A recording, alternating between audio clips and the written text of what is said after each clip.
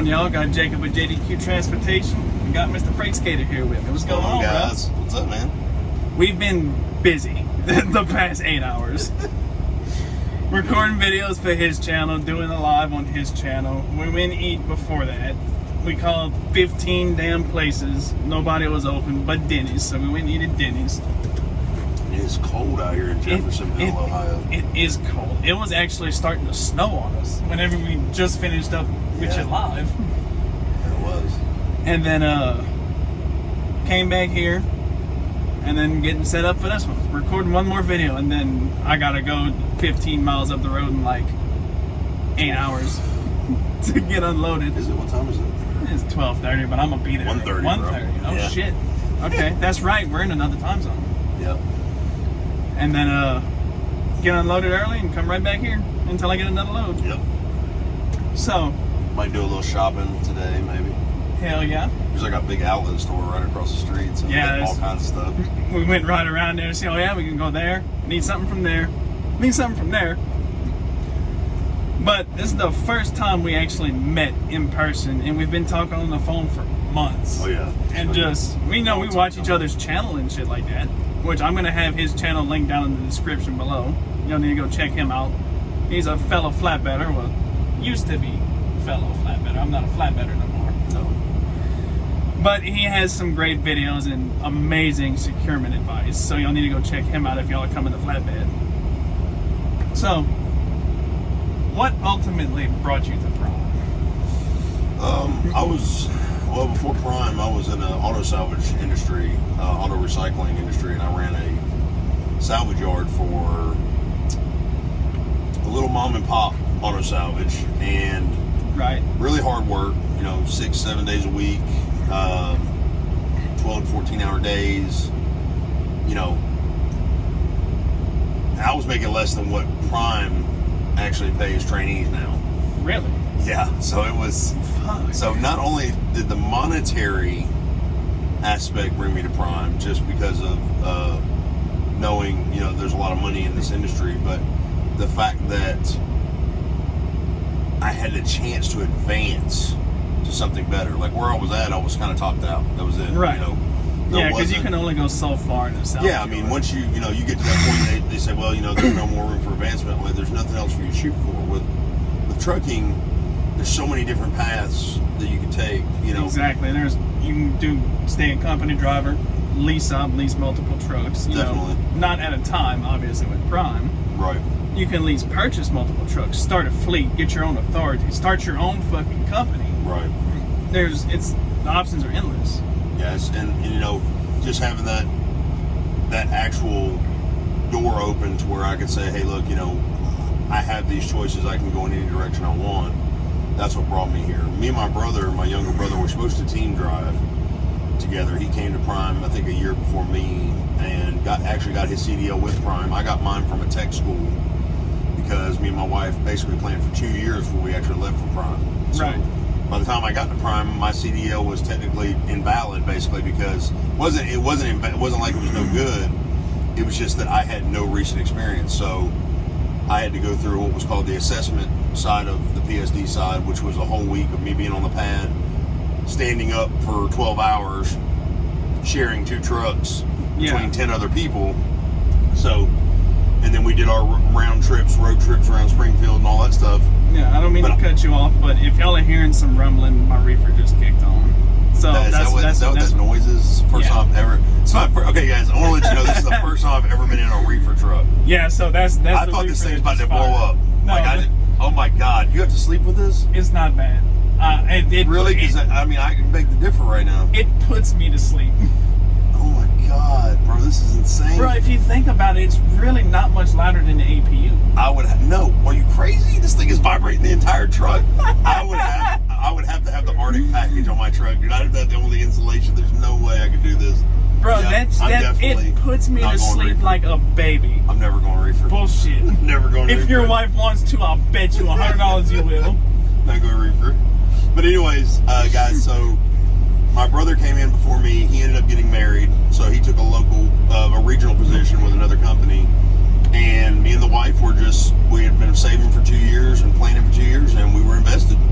So we came to Prime, and I'm in my 5th year now, and second lease, no regrets. Hell yeah.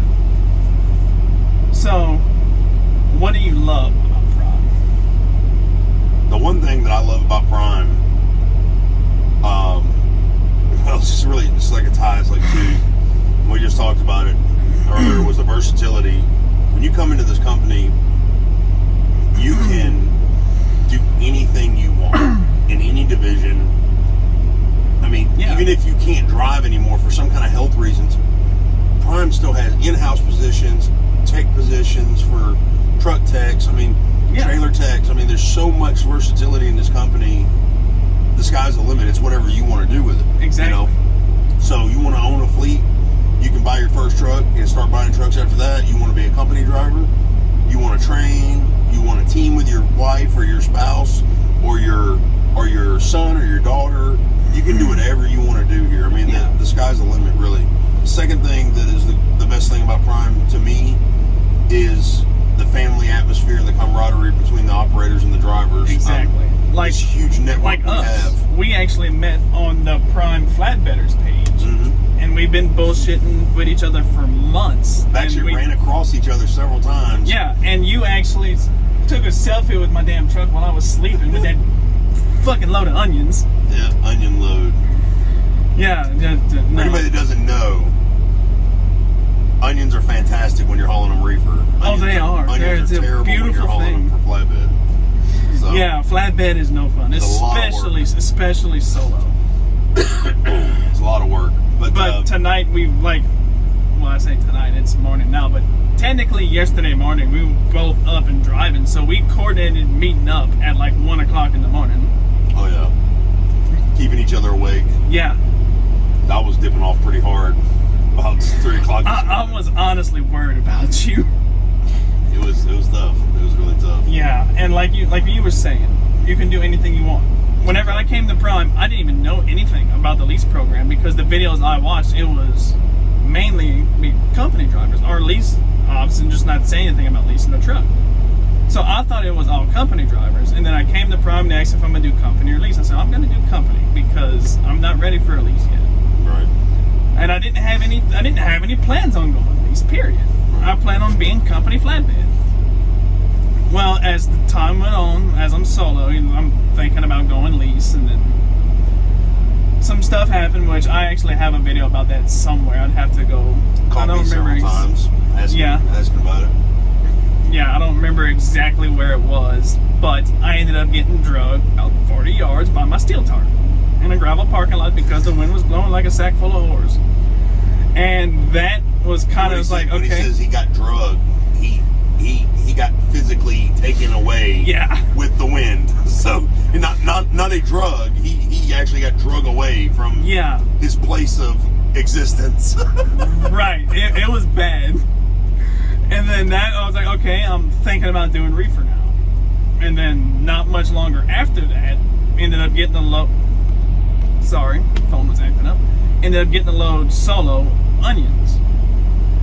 And that was the straw that broke the camel's little back. Especially being by myself. I said, you know what? I'm done. I'm hanging up flatbed. I did it for a year. I'm going to go lease me a truck on the reefer side. And here I am. And then as soon as I can order a lease purchase Peterbilt, that's what I'm going to be doing. And I'm going to be starting my mini fleet from there. So I know this is about to ruffle some feathers. So what do you hate about Prime?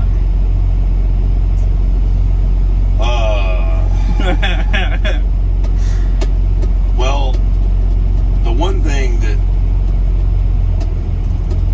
bothers me about Prime is the fact that I don't feel like, especially the experienced lease ops and owner ops, I don't feel like they have enough say-so in their daily operation. I feel like there should be a little more freedom there for these guys, guys like us that have been out here for years, and, I'm not going to elaborate on it, but I mean, Prime does have a system at play, and I understand it, and it's to benefit the whole. There's always a method to the madness. Exactly. There's a method to the madness. It's just a method to the madness. Madness doesn't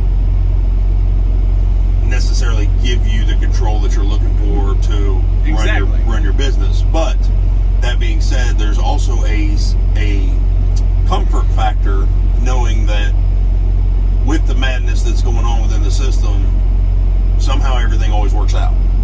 And it always seems to be, right, to a benefit some way, shape, or form. So, would I love to see us be able to plan ourselves as lease ops and owner ops and be able to, put in that, hey, my ETH and my drop is here and I'm going to go ahead and pick a load and go ahead and plan myself? Yes, of course.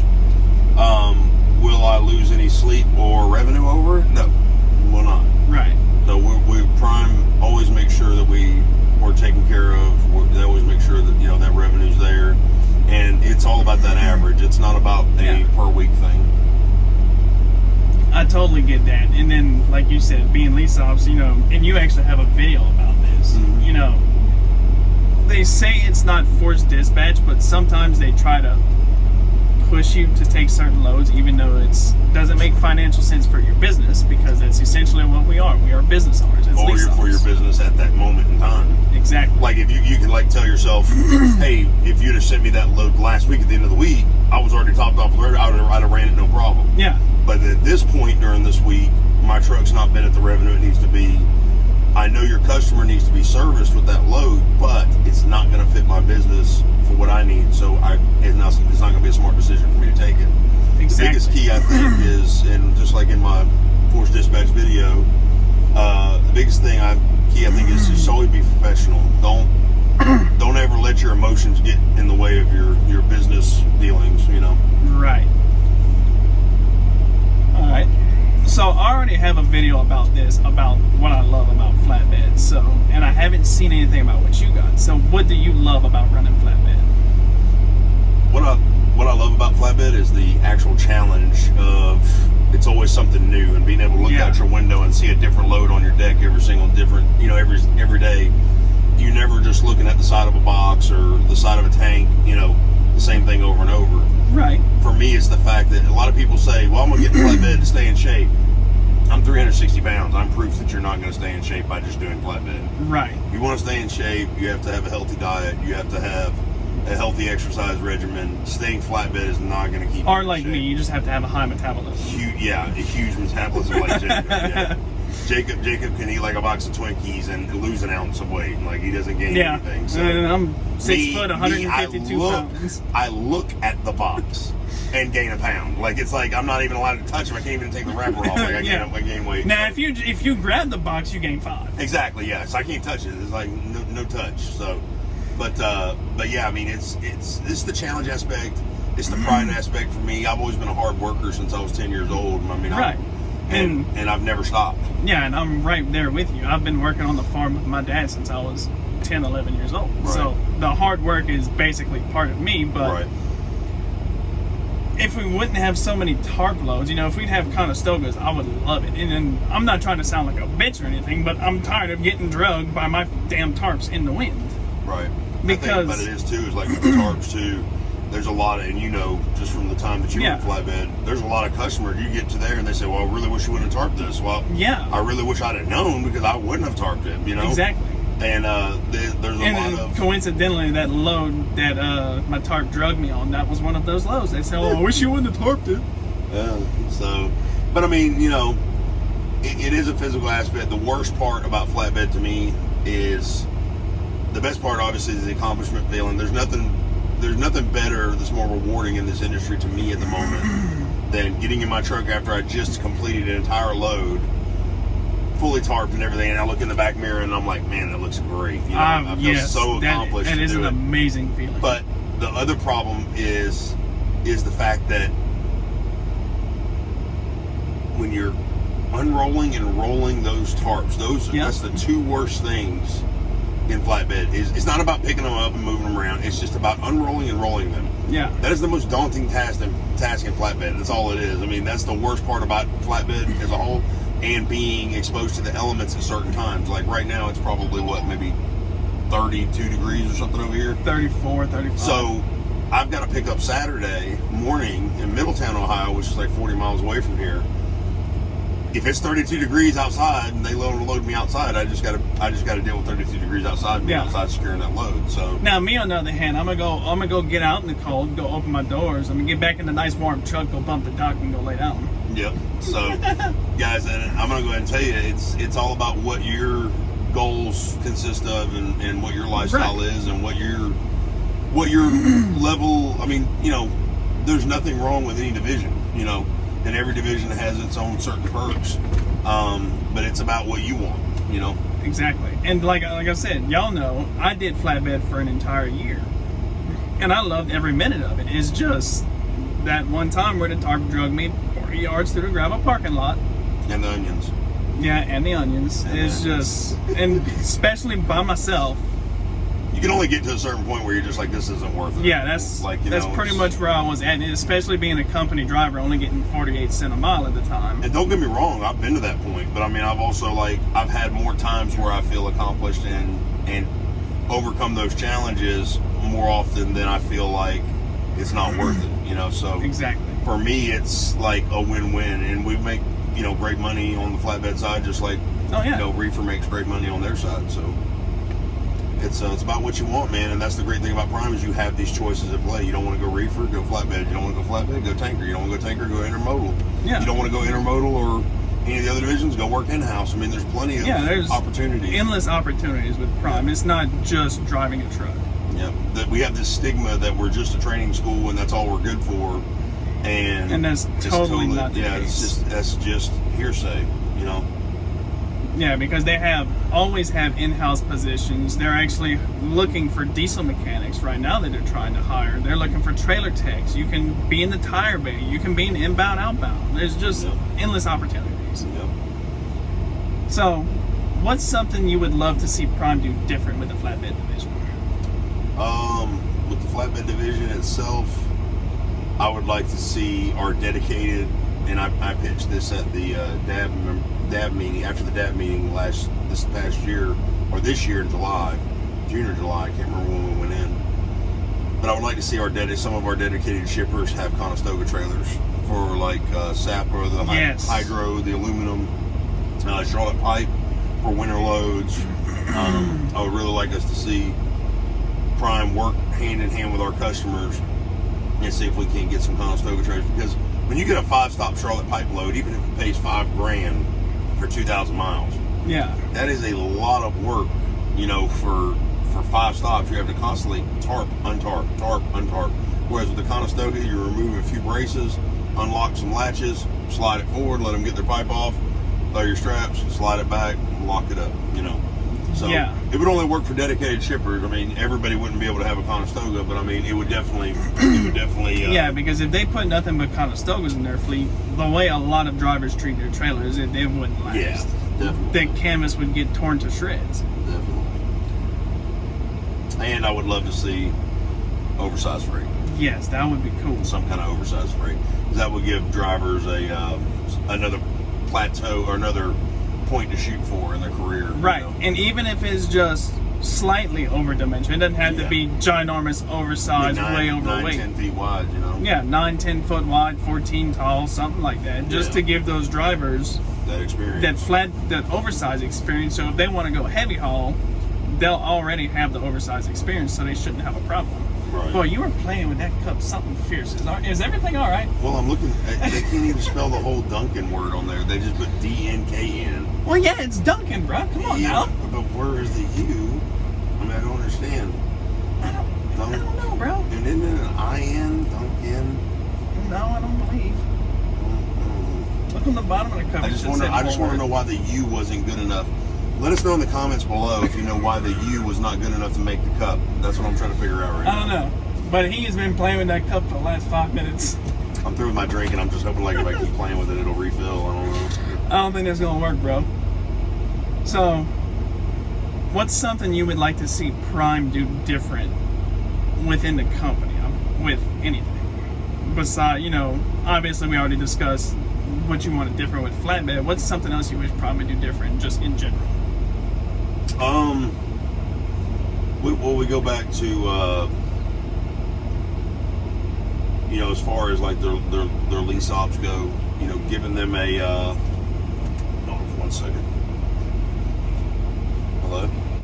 Sorry about that. He got a phone call. What I'd like to see Prime do differently is basically on the lease op side, expand the load choice option, Yeah. where you'd be able to plan yourself. See, because I don't think anybody else can get on load choice now. Didn't they discontinue? Well, or the something? load choice that they have now is 2-3 load picks, and it's just not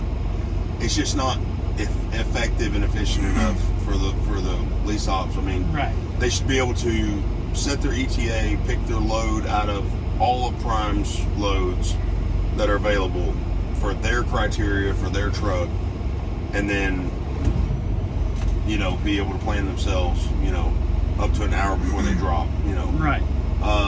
Give them the option to actually run their business, have a little bit more freedom. That's one thing that I think would be beneficial. Okay. Another thing is I would like to see Prime encourage their drivers to train more by either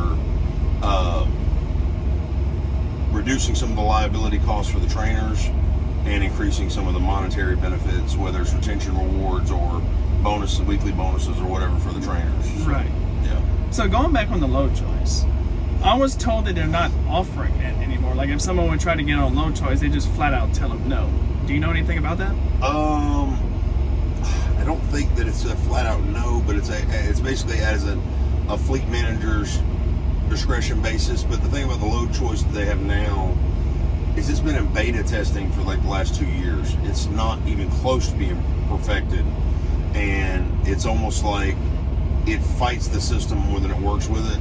Right. So it's kind of a frowned upon technology that we have right now. It needs to definitely be reworked and relooked into for sure. Yeah, because I had actually been thinking about messaging my fleet manager about it, but everyone I talked to told me that, oh, you're not going to get on it. They're telling everybody no. They're not letting anybody else on it. Well, I would definitely reach out to him, Jimmy. There's no harm in Yeah, the asking. worst he's going to do is tell me no. Exactly. But I think we got about it all covered because we did a lot of discussions tonight between his video, his live that we did, which was just over 2 hours, which was absolutely crazy with the amount of people that we had in there for being started on Thanksgiving evening. Yeah, exactly. Yeah. But I appreciate you coming on, homie. Heck yeah, man. Thank you for having me, and thank you for chilling out with us tonight. Not a problem. Thank We had a y'all great time. for everything. You guys, and I'll also leave a link in the description on my video for this video, so Right. you guys can flip flop and see as well. Yeah. And I will And share I'm gonna this do the video. same thing. I'll share this video on my channel as well. So Yeah, and I'm gonna put the link for his video that we did. His was a lot longer than ours because we had a lot more discussion points. And right now I'm just drawing a blank because I'm so damn tired. yeah, right exactly. now. We've been up for Yeah. 28 hours or something now. Something like that. I don't know. I lost track. We both got like a 2.5, 3 hour nap, and that was it. So Yeah. it's been a while. And I got the wifey. We just did laundry, so I've got to go fold laundry now so we can go to bed. So Yeah. but And then I'm gonna go drop this, and I'll be back here if I don't have another load. Heck yeah. Might do a little shopping today or something. You guys never know. Hell yeah. But alright, Freight Skater and JDQ, thank y'all for watching. Y'all have a good one. Drive safe. Peace. Peace, guys.